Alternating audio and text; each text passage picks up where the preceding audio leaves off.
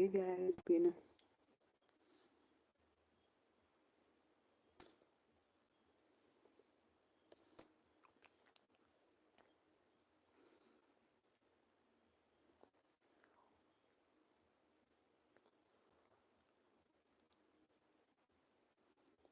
I'm gonna play a new source, guys. Come, let's go. I'll play a new source. With you in my hands, welcome what's going on.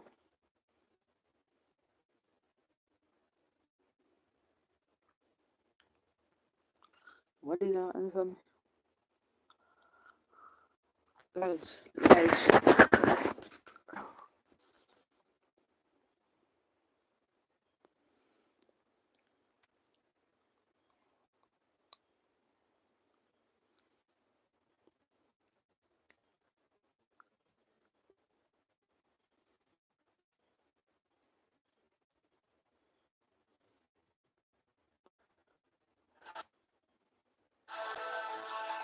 Hello, I'm Jovan Johnson. The three cops facing multiple charges in relation to the 2014 death of Mario Dean are scheduled to go on trial in the Westmoreland Circuit Court on March 3. The 31-year-old, who was arrested for possession of a small amount of ganja, was reportedly beaten while in custody at an Barnett Street lockup on August 3, 2014. Westmoreland Central MP George Rand has officially rejoined the Jamaica Labour Party after resigning in 2021 amid the domestic abuse allegations. The JLP confirmed his reinstatement on Sunday, citing what it called mitigating actions taken by Mr. Wright. A Canadian visitor lost her life in a crash along the North Coast Highway in Trelawney on Sunday evening. The woman, who has not been fully identified, was traveling with her family when their vehicle, driven by her husband, collided with a truck near Farnham. The family of 34-year-old Carrie-Ann Grant from Cave District in Westmoreland is pleading for help in finding her after she vanished without a trace on December 9 last year. Her mother says Miss Grant, who struggled with mild depression, left home without her medication, and despite a police report, there has been no sign of her for over 2 months.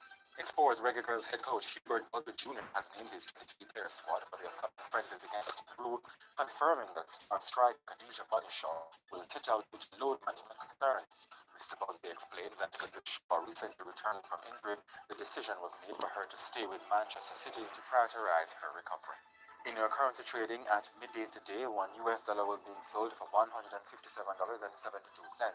the British pound sterling for $201.40, and the Canadian dollar for $112.37. In your weather forecast, on Tuesday morning there will be partly cloudy skies across eastern parishes. In the afternoon, expect isolated showers across western parishes and some hilly areas elsewhere. And that's it for the Gleaner Minute. Remember to follow us on X, Facebook, and Instagram, and like, comment, and share on YouTube. I'm Jovan Johnson.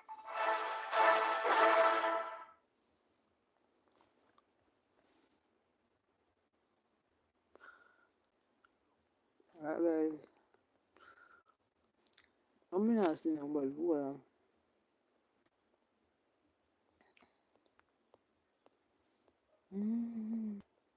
I pray for you. I count on you.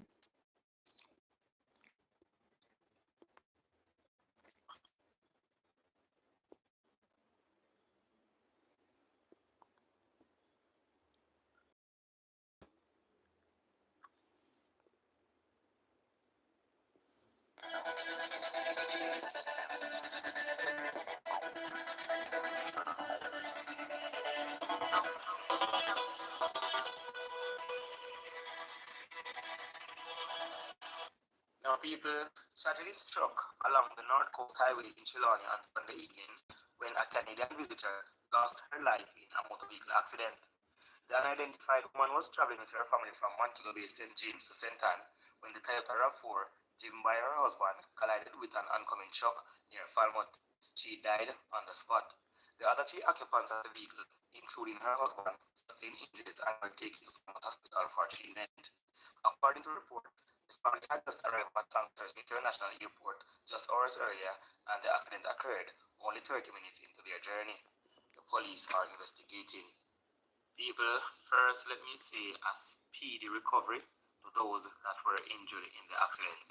RIP to the lady that lost her life, and condolences goes out to the family friends and well-wishers.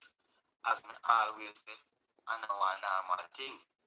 A man come to Jamaica with his wife, and on their way home, there was an accident. Wife lost her life, husband injured, plus two other occupants. In a normal people, in a normal, some people have some silly thing to live with what you call trauma, years on top of years. See, as I said, it's not like say nobody can dead enough. Everybody come here for dead. We know that already. But you see how some people dead sometime. Remember, it will traumatize your brain forever and ever as ever. See, So, and say for instance now, the husband a drive a car. Yes, him a drive a car. Say for instance, him wrong then. If him wrong, I know say him wrong and make him wife dead. Is the next thing that him have to live with. So him as the husband, I gonna need some form of counseling. Somebody have to go dead to feel him head rest on their shoulder during a time like this. Even that work happens too. People, all we have to do is beg Father God guidance and protection. We not love nobody. Whose time has come. Trust me. And you see, globally, economies are not empty. And right here in our region, there is a decisive challenge for talent, where adding value, seizing opportunities, and showing courage are essential. And this is the crucial call that we must all respond to with urgency. So I don't know if you've been paying attention, but if you have, you would have recognized that our sister nation in CARICOM, Guyana, whose discovery of oil reserves has grown their per capita income percent in just 4 years. That's an average of 50% a year. Now, you might ask yourself, well, what is Lisa talking about? Why is she raising this about personal growth? Because right now you have to have a spirit of determined preparation to face 2025. Ask yourself, do you invest in a property to sell clothing? Because online sales are where it's at. Ask yourself about first mover advantage. How am I going to take advantage of some of the wealth creating opportunities that I see taking place, not only in Jamaica, but abroad? What will it take? And so, one of the low hanging fruits that I've always seen and spoken about is really how we present ourselves, both as women and as men, because this is a gender neutral conversation. So you must always get ahead of the conversation. And what that means is that you have to be prepared. You have to do your search. You have to know your numbers. And you have to be able to do that because that's the only way you're going to present as equals around a negotiating table. And so around that table as well, once you get there, don't make apologies with adjectives or conditions when it's time to become hold on there. forthright. Hold on. Hold on. Guys, a forerunner over here. Forerunner over here in YouTube. I'm here ask say, forerunner can give me a little thumbs up? Come on. No, no, go on good. No, not going in good. Forerunner there and give me a little thumbs up. Especially if it will significantly affect your business model or ultimately if you're in business, your profit and loss. Why? Because your advocacy about what you're doing does not need an apology. Whether that's also in business or something else, neither does your evaluation of competence need help, especially if those decisions are surrounding logical, rational, or even data driven discussions, because the numbers never lie. So every time in my life that I've been or felt that I've been taken for granted, overlooked, or sidelined, I've raised my own stakes. And I've not only managed to secure a raise in my pocket, but if it didn't happen there, I raised my own morale. I became stronger because I was more adept in terms of my skills. I had to dig very, very deep, but it required sometimes having a very hard conversation with myself, facing the truth and taking a hard decision. A decision, especially in business, when it's a part of that reality when it is called for. Sometimes if a member of the team isn't pulling in the same direction, you might have to let them go. So often in sexes, we operate differently. As women, sometimes we go down an emotional road because we're not trying to offend anybody. And so we go down that emotional road, in our own presentation. Typically, sometimes when I'm in a meeting, I might hear, I'm not feeling so good today, so forgive me if I might say something that offends you. Or, you know, I've, I'm a lot more forthright now and I say what I have to say because I'm perimenopausal and I'm at that stage of my life. Okay?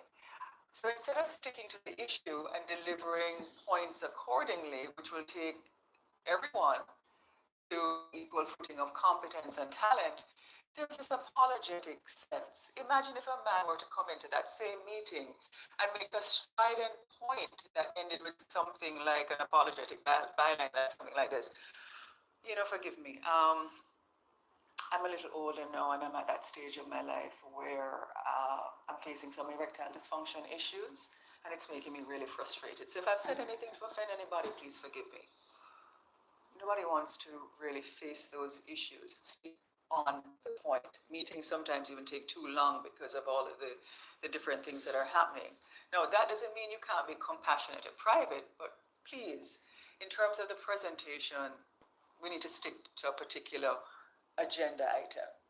So globally, women now hold on to 1/3 of the world's wealth. Yeah, a figure expected to rise as we create, inherit, and manage a more considerable amount of assets.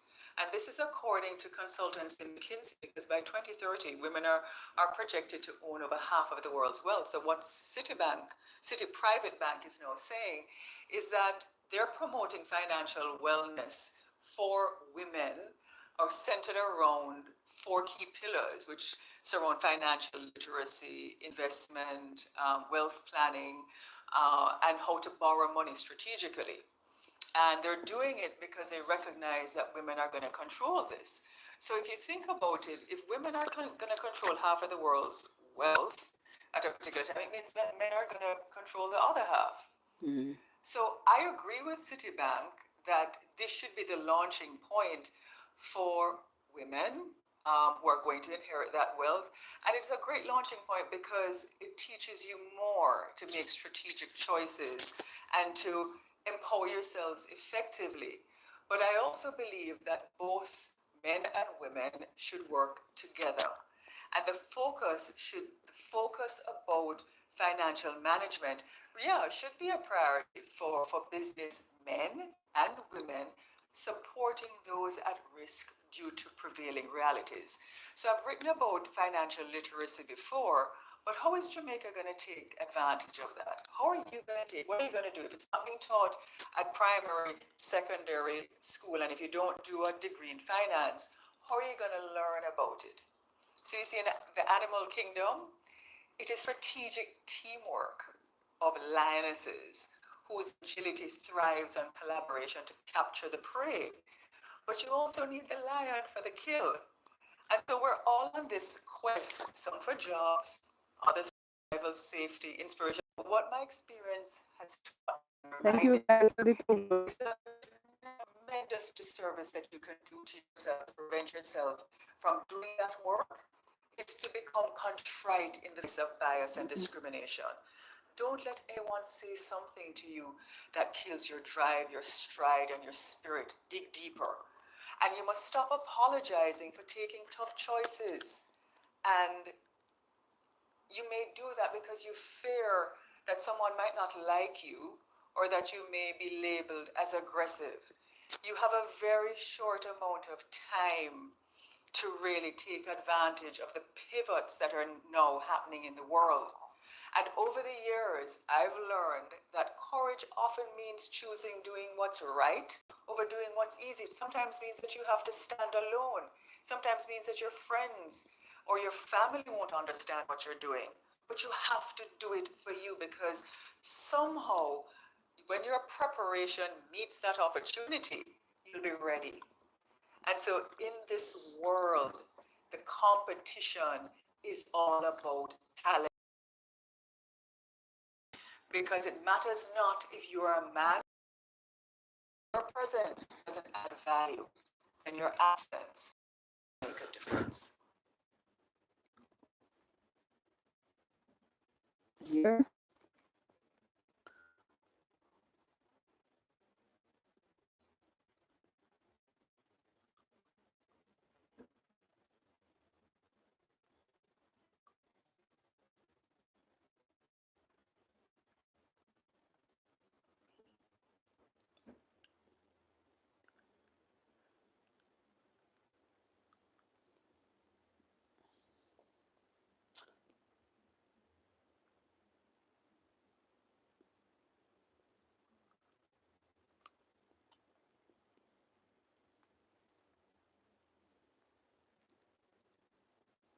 You guys remember to like, share, and subscribe.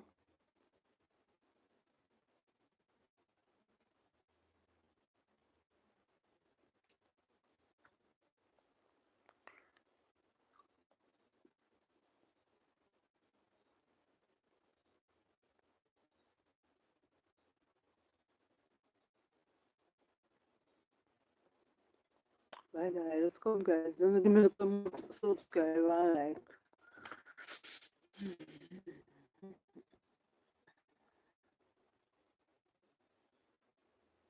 Come guys, live on me. I'm gonna like up your head, guys.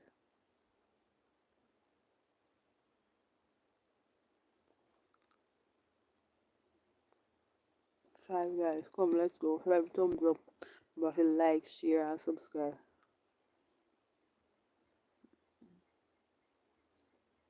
You not seeing me? Oh my god.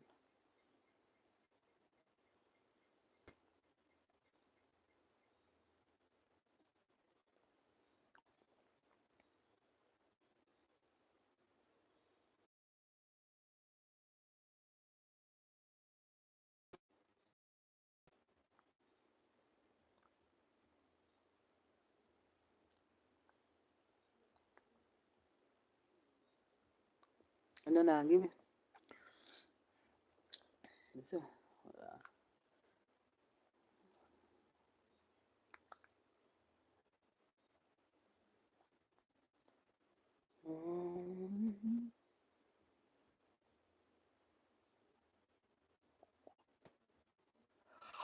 thank you so much, guys. Let's go.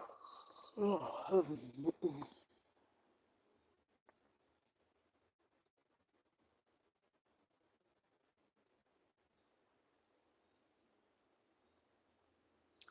Alright, guys. So, I'll see you too, guys. Remember if you like, share, and subscribe, guys. Bye.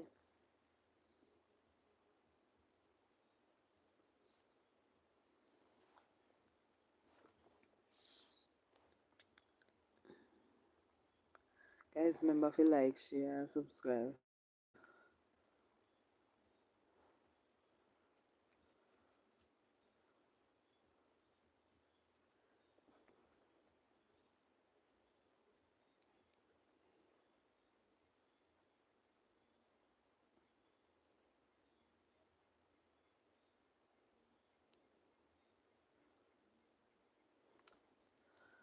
Alright, guys. Come, let's go, guys.